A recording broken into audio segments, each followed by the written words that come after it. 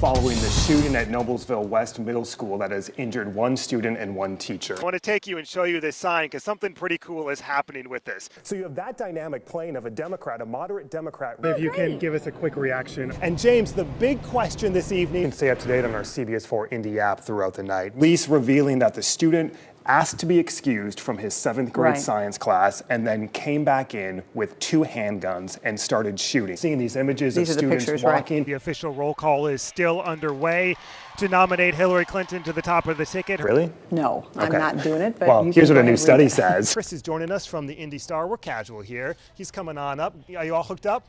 Can we hear you? You hold it? Yeah, we're good. We're good. Do conversations like this matter? Very much so. Matt Smith, who broke this story earlier this afternoon. Now, Matt, bring us up to speed. What exactly have you learned? So, Bob, we confirmed late this afternoon. Live look at our drive cam tonight. This is driving down Michigan Road on the northwest side tonight. For a lot of them, their personal friend, Mike Pence, now the vice president-elect for a few more hours before he is officially the vice president. My wife will say that I often say, "Why is she crying?" And my wife says, "Well, she's a baby." Yes. But it took a while. Hours. But tonight there is finally a winner in the Brickyard 400. First the weather, and then a few crashes, right?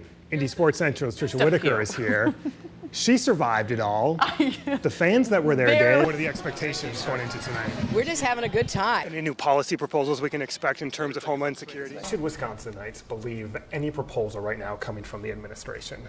Well, the truth of the matter is, I'm going to head on back over to the desk where we're going to talk about implications. Suzette Hackney is an Indy Star columnist. She's going to join us now. And Suzette, as we look at that map and we look at the Bernie Sanders win tonight. Good evening from Midtown Manhattan, where this is essentially ground zero a bit for Governor Mike Pence and the announcement and the 24-hour whirlwind we have witnessed in Indiana politics. We're outside the hotel that Governor Pence is staying at this evening. If you recall, he was brought in through a back door last evening when all the speculation was still swirling, still even some questions about whether he was going to be the final pick. He was holed up in the hotel overnight until this morning, until we received that final tweet, the confirmation from Donald Trump saying Mike Pence will be his running mate. You see him leaving the hotel for the first time this afternoon alongside First Lady Karen Pence. They emerged after mornings of meetings inside the hotel with top Trump advisors. He then got in the caravan after talking with reporters briefly, headed over to Trump Tower for a meeting ahead of tomorrow's announcement. On his way back, we caught up with him exclusively one-on-one here on CBS4. Here's what he told us this afternoon.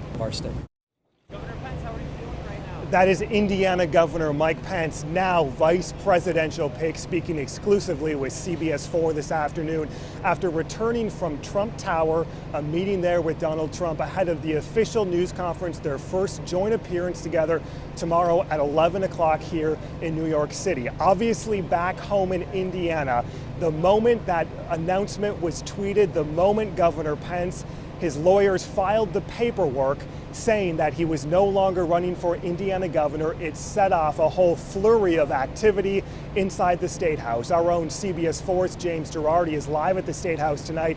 He was inside the Secretary of State's office all afternoon in what can only be described as a whirlwind this evening. And James, the big question this evening, who now wants to be Indiana's next governor on the Republican side of the ticket? There are factions of different speeches going on, and here he comes, Senator Tim Kaine on the stage, officially about to accept the nomination for vice president.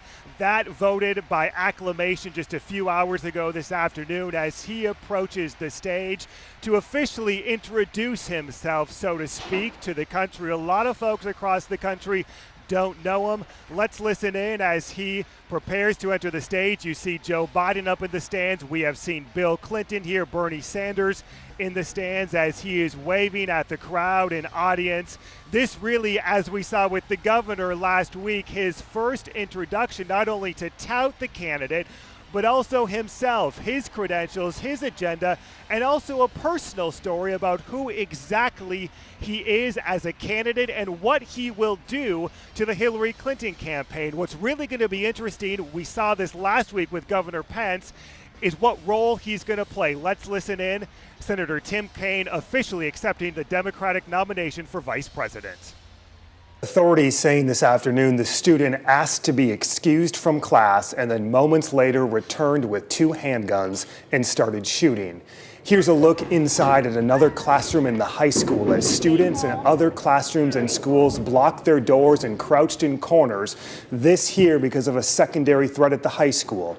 Students at the middle school telling CBS 4 tonight their science teacher tackled the shooter when yelling for the students to run. Tonight, one middle school family remains at Riley Hospital. Their daughter recovering, the teen after being hurt during this shooting. That's where CBS 4's Jill Glavin has been stationed all day. She's live now with the latest there. Jill. All right, Jill, well, we do know a lot of thoughts and prayers headed toward that family tonight. Also in Noblesville this evening, community members beginning to show solidarity together in the aftermath of today's shooting. As we take into frame here, we see the school buses, we see the massive emergency response still at this hour. Maybe we'll have a little cheese. I've committed you. Weather Authority meteorologist Chris Wright is out there. I think he's probably eating some cheese today. Yes, he is. Hey, Chief Meteorologist. Cheese Chief. Chief He's at your honor. house. They're going to be impressed. Hey, Yeah. I got a whole bunch of women in my house. Yeah. You got a lot of women in your house. Yeah. That'd be a lot of angry women if you showed up empty-handed tomorrow. Yes, they would be. Indiana front and center for this nomination. The delegates witnessing history, they say, part of history, and Indiana's lieutenant governor taking center stage tonight to begin it all. Take a look. A momentary glimpse from Governor Mike Pence tonight, just minutes after Republican delegates nominated him to be the party's ticket as vice president. I nominate the great governor of Indiana. Lieutenant Governor Eric Holcomb before a national stage tonight. From the state of Indiana, be nominated by acclamation. The nomination seconded by Senator Dan Coates. All those in favor signify by saying aye. Quickly tonight, the nation's Republican delegates backed a governor who's put his faith in Donald Trump. I think we now have a strong ticket to take into November. A great combination. Trump's son, Donald Jr., with high praise for the governor tonight. Don, we're from Indianapolis. Can you talk about Governor Pence? Great guy.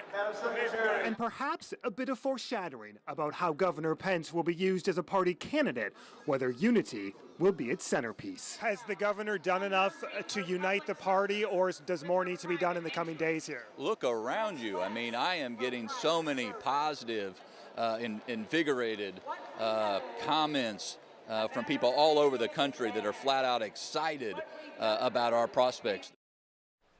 Bob, the lieutenant governor, telling me this evening he just had several hours to prepare for this speech to nominate the governor in front of all of the Republican delegates. It's a simple question. Why did you say you were going to self-fund? You weren't going to self-fund in the general. The camera was rolling when Mike Braun arrived at a campaign event this summer. I'll go call the police. Why? There to capture the moment, a campaign tracker for the Indiana Democratic Party. Would you mind leaving? Yep. Back up to see the encounter started like this. Hey, Mike, got a question for you. Get out. Sir? Get Got a out. question for you. Why did Get you out. lie Get about out. self-funding? Why Get did you out. lie about self-funding? Sir, why did you lie about self-funding? Why did you give yourself $1 million? No matter your interpretation of what you just saw, this confrontation shows the high stakes and oftentimes unseen world of political tracking. Political paparazzi, and the stakes couldn't be higher to capture that moment in Indiana's race for U.S. Senate. All right, so what's the typical profile of a tracker? Who wants to do something like this? So a tracker is usually someone just starting out in politics. Alexandra Smith is executive director of America Rising, a super PAC based out of Washington, the premier opposition research firm for the Republican Party. America Rising's tracker was there when Senator Donnelly launched his re-election. Happy 4th of July, guys. And has followed him to public places ever since. By their own account, traveling thousands of miles and showing up at more than 200 events in Indiana alone. Someone who's looking to really kind of cut their teeth on the campaign trail and to catch Democrats in these exciting moments where they could be used in a campaign ad or they could be used on the news. The candidates oftentimes ignore and try to avoid. The trackers do whatever it takes to catch up, capturing hours of oftentimes mundane encounters that are sent to and stored in Washington. Thank you all for being here today. Their presence is no hidden secret. Behind this press conference at the Indianapolis Public Library, Donnelly's tracker. They all oftentimes engage in a behind-the-scenes back and forth with campaign staff rarely seen by voters. Staffers for any campaign will work to protect their candidate from the glare. 4 kids, 2 sons, 2 daughters. Mike Braun entered this Indianapolis event with supporters from a back entrance. Out front, not only a few protesters, but one of his trackers, waiting to hopefully capture the candidate arriving. American Bridge is compiling hours of video too. The Washington-based Democratic Super PAC is following the Republican candidate everywhere from fish fries in Warsaw to private fundraisers in D.C. And sometimes the mere video is enough. Now the Republican Senate nominee is going directly to the swamp. To help, communication and research teams have been assembled on both sides to assist trackers on the ground. Candidates understand that, this is the 21st century, it's 2018, this is part of what politics is now. But in Indiana, tracking has also gone terribly wrong. Like in 2012, when Marion Superior Court Judge Jose Salinas was leaving a state Democratic gathering in Indianapolis, a guy started following him, eventually weaving in and out of traffic along the interstate for 16 miles. So at this point, Judge Salinas says he was pretty nervous. So he got off the interstate, pulled into this parking lot off of I-65 just to see what the guy would do. The judge says he followed him, actually stopped on this side street, so he was able to get his license. Police determined the guy was a tracker for the state Republican Party, who thought Judge Salinas was actually Joe Donnelly. This cycle, Indiana Republicans don't have a hired tracker. Were they this close to you, like from what easily this close. Easily this close, and right in my face. Christina Hale ran for lieutenant governor in 2016 and was followed at length by a tracker. It's a very strange thing. I had my first tracker at a town hall meeting when I realized, this guy's only taking photos of me, and there were a lot of elected officials and candidates there. And so I asked him, are you a tracker? And he got very, very defensive. And yeah, he was out to get a bad picture of me, which he got. None of the trackers working in Indiana would talk to us on camera. Again, I'm not going to answer any questions. Their work, though, will live on through Election Day and beyond. They also wouldn't reveal all they've captured, and perhaps a sign of suspense for a last-minute October surprise.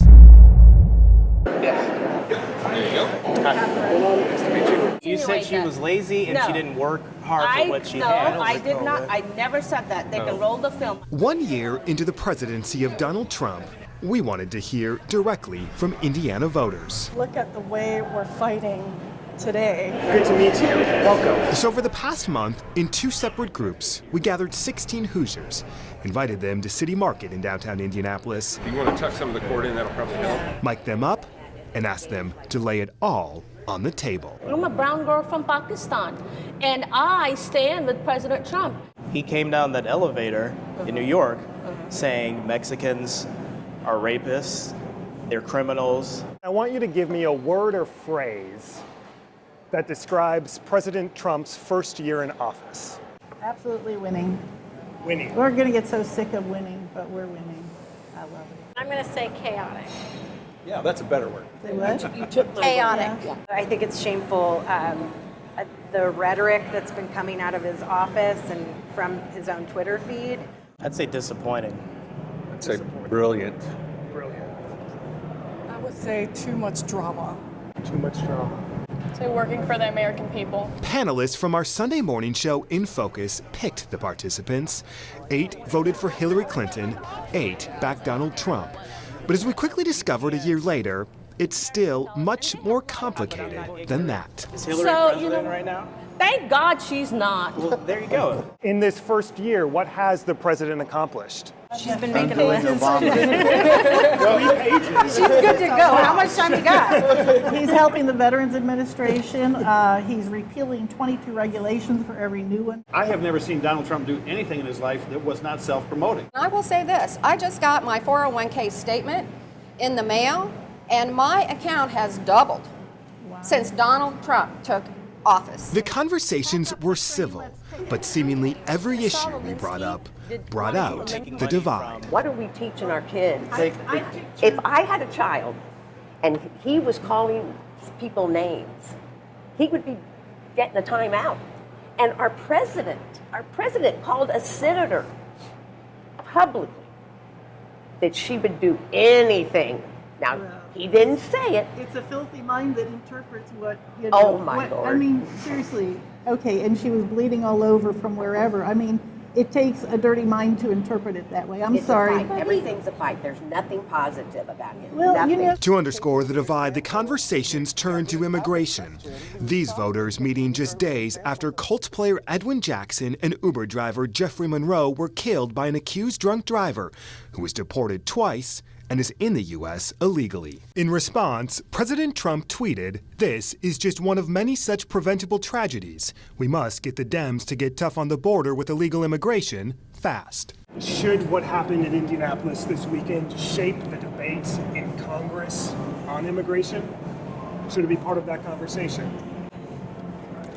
I think it's very well should be, because you may say, well, it's an isolated case, but not particularly, because lately we have had an influx of MS-13 gangs that have come into our country illegally. I don't think that this incident should dominate the conversation in Congress as an isolated incident.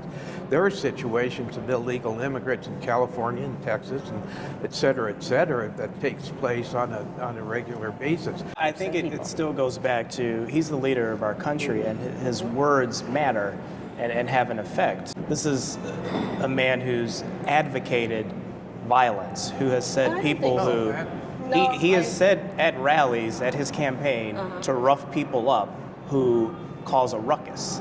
That's insinuating. What about the people violence. that were paid to go to Trump rallies from the Clinton administration I to think cause ruckus in that weren't Trump supporters? In our First Amendment, you have the right to protest, whether you're paid to or not. just jump on cars and set things on fire? You have the right to protest. You have the right to take a knee. Also still contentious, the NFL and protests this past season. They were kneeling because of racial injustice. They were kneeling because we've got Nazis and KKK marching. The Democrat Party is basically Marxist. That's where I'm coming from. Big jump. Well, if you want to call him a Nazi. I have to go back to I didn't call Donald Trump a Nazi. But people I said have. That, but people have. Well, that didn't come out of my mouth here today, ma'am. We also found the divide not just political, but personal. When you see it with your own eyes and you see the heart that the man has, it's fake news. It's all fake news. He still presents himself as a combative bully. He's fighting, he does. He's fighting for us. But why does he have to present himself that I way? think it's because the media attack him all the time. People, He's saying the Hillary things. voters are so I'm hearing angry. him say things. The media That's is where not, the anger is coming from. The media is not saying it. I'm listening to it. They're not telling me what to hear. The future is what's so uncertain, and the solutions even more so. Do conversations like this matter? Very much so. And they need very much so. But they don't happen enough naturally. And that's why people don't understand each other and there's hatred. Stephen, are conversations like this important? Yes, I think they're important, but I think one of my biggest issues with these types of conversations is making sure that there is a level of respect. I want to listen more, because I'll have to say that, maybe I've been living in a bubble myself and hanging out with the same type of people with the same viewpoint as me. These are key conversations that need to take place, because in order for us to come back together again and be one people, one nation, then this has to happen.